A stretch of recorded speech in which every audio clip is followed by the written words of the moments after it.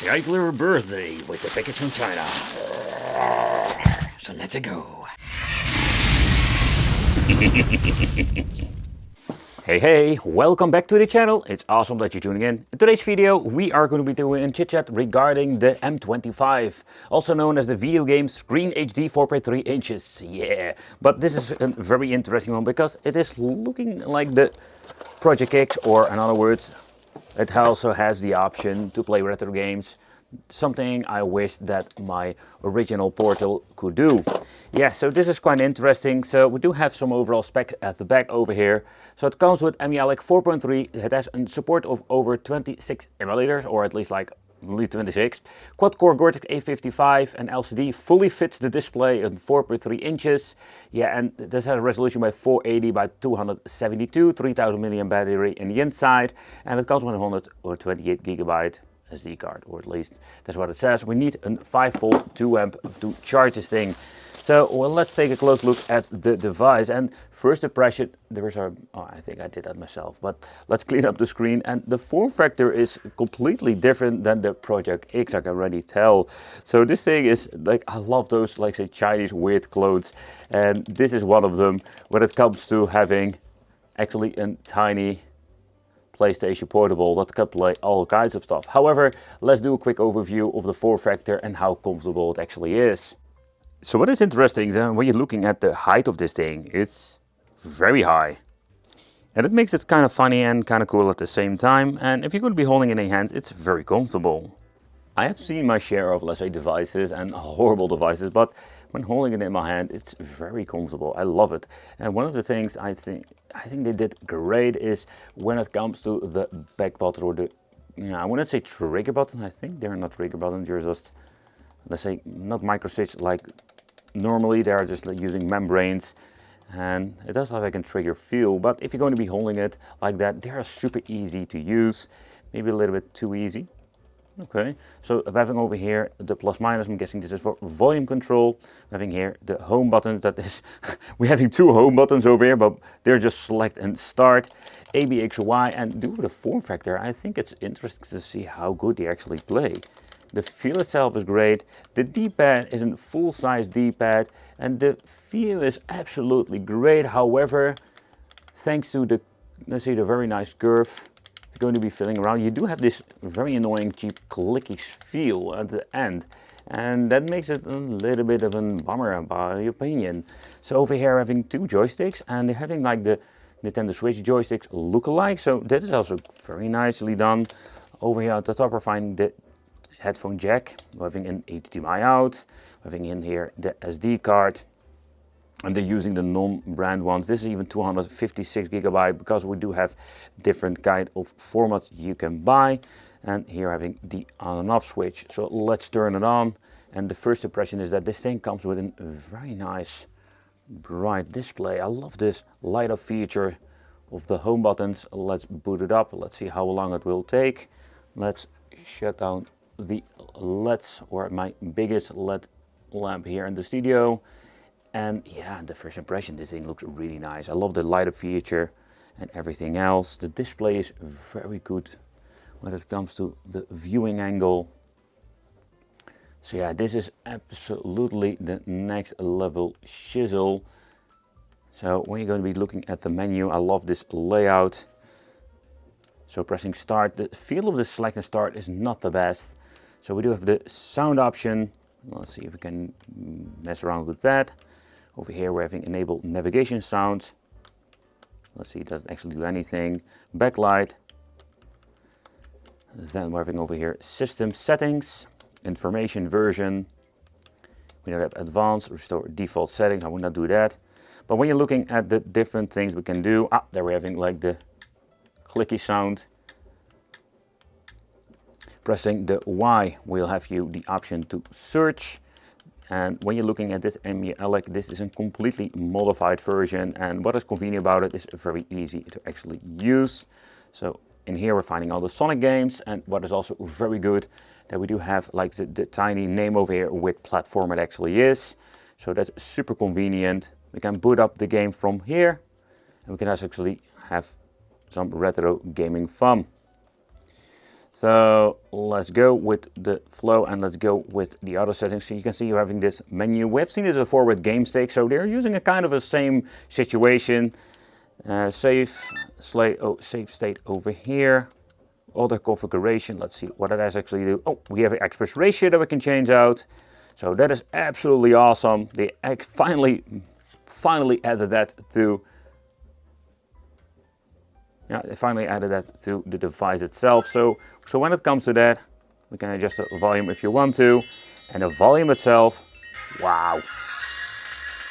The downside is we're only having one speaker. So that is, that is a little bit of a bummer, because why didn't they went for the stereo speaker to give like a little bit nice punch, but also in a stereo effect?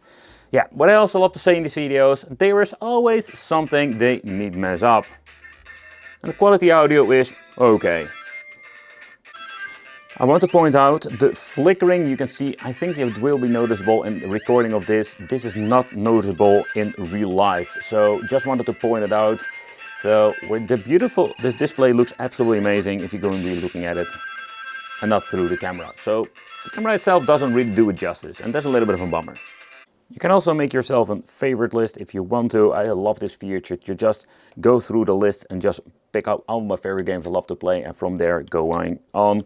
So because there are so many platforms, so many different games you can play on this, it's absolutely nuts. So the next thing I wanted to do is to see how the D-pad itself works with fighting games, beat 'em ups and stuff like that. So one thing I already noticed is when you're going to be getting into some games, not that the loading times are nothing wrong with that, it works instantly. So far I've tested it out, so that's great. Just navigation in general, the menu is very smooth. But let's get into some gaming, because I wanted to check out how the D-pad is. I already mentioned that the feel is great of the D-pad, but the click is really feeling cheap. This is what I mean. It's like it's very difficult to go into certain corners where I can do the moves. You can see that the D-pad is not for playing fighting games. I can do this move, but I can't do it from the other side. So I'm guessing there is just something wrong with the D-pad itself. So I think there is something wrong with the D-pad itself. There is maybe something wrong with the membrane underneath. And that is one of the many things they love to mess up.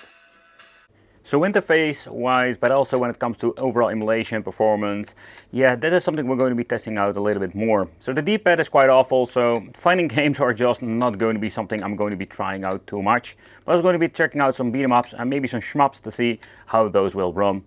So getting into the menu, there is actually so much that you can just play. So fighting games, we're just going to be skipping those. I love it though having the arcade classics over here and then tiny screenshot. There is no movies, but I understand they're not doing that simply because of the space that takes up when you're looking into all those tiny movies you can implement. However, let's get into some gaming. So let's start off with some Giga Wing, one of my favorite shmups to play. And one thing I was really curious about, like how is it with the other configuration? Yep, also here we can change out the aspect ratio. And for like the shmups that you actually need to play like that, that's not going to be implementing into the software. But so far I can hear from the audio, it's going to be sounding great. But let's get into some gaming. So for shmups, you do have the same struggle. You can see that I do have this problem that navigating through the stage is very difficult, and that has simply to do with the horrible D-pad. But doesn't matter, we do have an analog stick, so that is just awesome to actually play like that. And emulation performance of playing some retro arcade games is just awesome. However, I do wonder, can we fix the D-pad, but also are they going to fix it in a newer version? It's a little bit of a downside because I just find it and just a missed opportunity. Not only for fighting games, but also the shmups are, in my opinion, unplayable on the D-pad. But let's move on to something else. The Atari, a system I don't play a lot. Okay, that was really loud. But I was really curious how this is going to be playing. Okay, I can move like that. I have no idea how this actually works. However, emulation performance seems to be working fine. Also here we're having the auto option with aspect ratio. If you want to change that out. But this is such a weird game. You know, Atari 2600, I have never had it. So personally, I have no connection with it whatsoever. What is this like in... Oh, here. Oh, there we go. Oh man, this is such a weird game. So, okay, need to press up and down. Wow. Okay. It's kind of funny. But when it comes to Atari gaming, that seems to be working just fine. There's a lot of difference between, let's say, the audio levels of the games or the emulator itself. So that is one thing. It's always like a general problem. However, I was not really afraid that 8-bit, 16-bit is going to be running horribly on these devices. However, I've been checking out so many devices and they have been disappointing me for many years now. Because sometimes you will be surprised how bad some of these devices run Super NES, for example. But this is no disappointment whatsoever. This can be played fairly easy. All the sound effects are here. And let's see, aspect ratio can be changed too. So that is absolutely great. So out of the box, I'm quite surprised how good it actually works. So moving on to some other 8-bit systems with the Super NES. Let's see how that actually works out. You have the idea that it sounds slightly different when it comes to music, but that can be me. Okay, so they implemented the turbo buttons, so that is good. So that seems to be working all fine. Okay, so let's see, we can also change out the aspect ratio here. Yep, we can do that. Okay, let's go.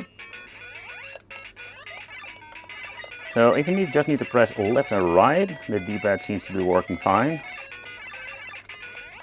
It's just particularly going to be needing to navigate through stage like with shmups or in fighting game. So where the D-pad feels awful with this very horrible click, it's not 100% useless with every single device. Another thing I did notice and I wanted to check out, they mapped the right joystick to the ABXY. I have seen this many times before with the cheaper X series. So actually you can just play like that. That's such a wicked way to play, I can tell you that. And Game Boy is going to be a lot of fun revisiting on this device. However, of course, this looks kind of stretched out, so we're going to be going into the setting menu, and here we're going to be changing out the aspect ratio. Oh, there we go. But also with the previous game, jumping and punching is on the joystick too. Not going to be using it, so weird actually to play like that. But also, Game Boy emulation seems to be working just fine, but the main problem is we have this issue with the D-pad. So I'm going to be switching to the analog stick. No problem there whatsoever. Let's make a save slate. Let's see what happens if we're going to be... Oh, there we go. It seems to be working just fine. Yep. Oh yeah, some Desert Strike. This is one of my favorite games that have been released on the Sega Genesis and the Super NES. Where personally I am a big Sega fan. I did love myself the audio quality of the Super NES. Okay, so far so good. Oh man, navigating with this is such a nightmare. It's actually the same situation like with the shmups and all the fighting games. I'm grateful that we're having a good joystick on this thing. But overall emulation performance seems to be working just fine. And also here the aspect ratio can be changed if you want to by pressing select and start and going over here. Super easy. And we can just change it out. So emulation performance, nothing wrong there. Where they're messing it up with a lot of cheap devices, this is just great and works like a charm. So let's switch to the N64, and very demanding system. And same with the game boxes, the cheap game boxes, most of them they will struggle. So let's start with some GoldenEye, because this is just a very difficult game to emulate. So far, so good. Did hear some stuttering going on, but one of the things I was really curious about, how will the right joystick function now? Will this work like it should be, or is it like mapped to the buttons over here? So that's one of the things I wanted to check out. Let's crank up the volume. Also the volume itself is not very loud.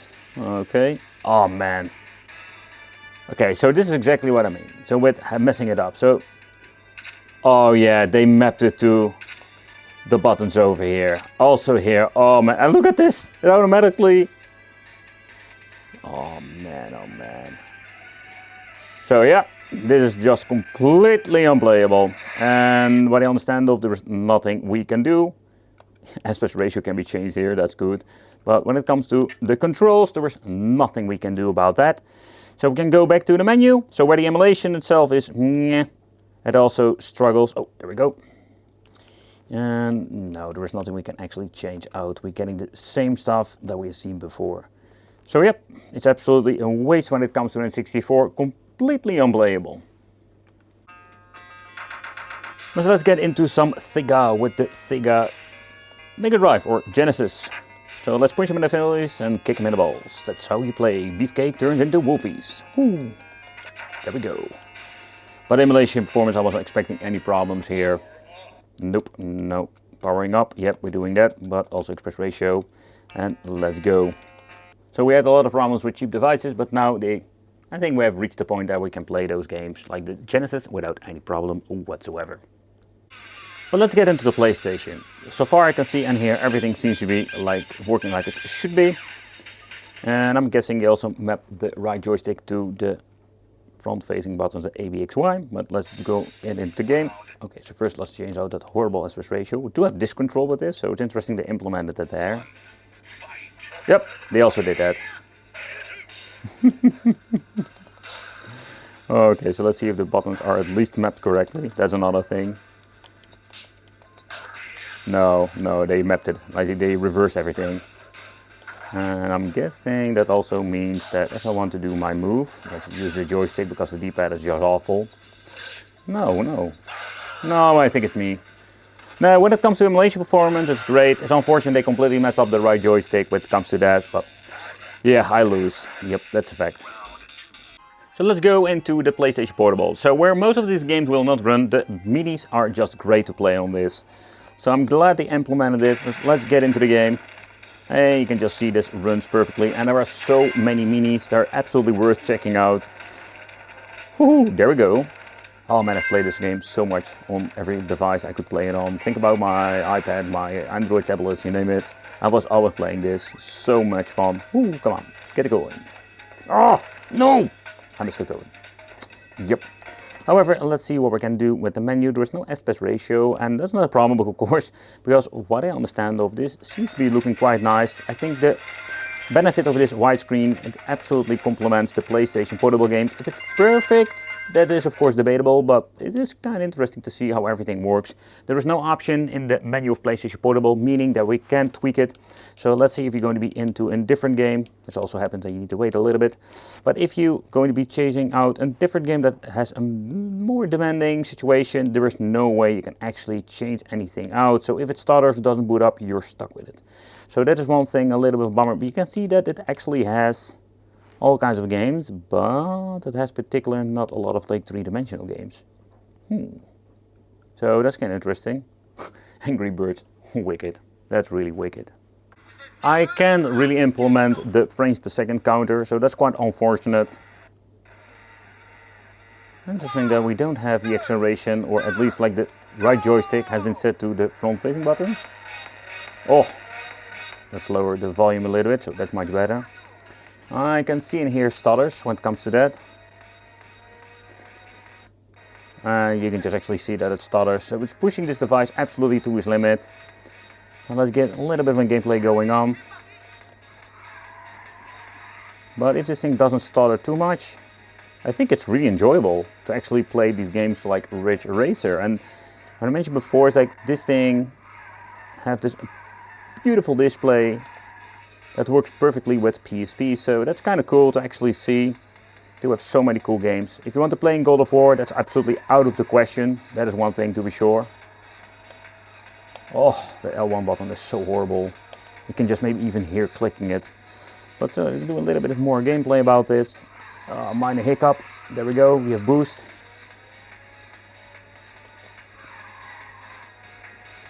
So when it comes to playing on some Ridge Racer, and if the game is okay playable with some minor hiccups, yeah, it's really enjoyable.